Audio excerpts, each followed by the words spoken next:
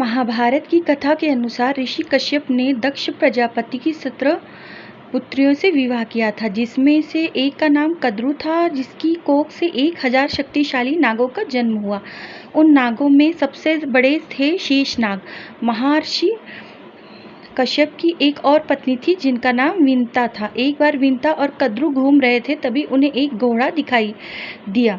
कद्रु ने कहा कि वह घोड़ा सफ़ेद है, परंतु उसकी पूंछ काली है। इस पर विंता ने कहा कि घोड़ा पूरा सफ़ेद है। इस बात को लेकर दोनों में शर्त लगी कि जो हारेगा वो दूसरे की दासी बनेगा। इस घोड़े को देखने के लिए अगला दिन तय हुआ। घर आकर कद्रु ने शर्त हारने के डर से अपने सर्प पुत्रों को कहा कि वह उस घोड़े की पूंछ से चिपककर काली पूंछ का आकार ले ले। विंता के प्रति कद्रु और अपने भाइयों के कपट की भावना को देखने के बाद शेषनाग ने अपनी परिवार और अपने भाइयों को छोड़ दिया और हिमालय में गंधमादन के पर्वत पर जाकर तपस्या करने लगे। उनकी तपस्या से प्रसन्न होकर ब्रह्मा जी प्रकट हुए और उन्हें वरदान दिया कि उसकी बुद्धि धर्म से कभी विचलित नहीं होगी।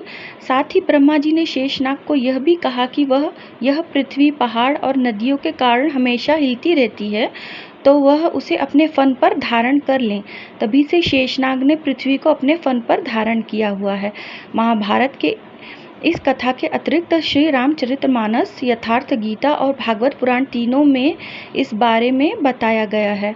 भागवत पुराण में यह बताया गया है कि पृथ्वी सरसों के दाने की तरह शेषनाग नामक सर्प के ऊपर टिकी हुई है। श्री रामचरितमानस के 1/4 के अनुसार शेष जी तप के बल से ही पृथ्वी का भार धारण करते हैं। जय शेषनाग जी। ओम लक्ष्मी नारायणाय नमः।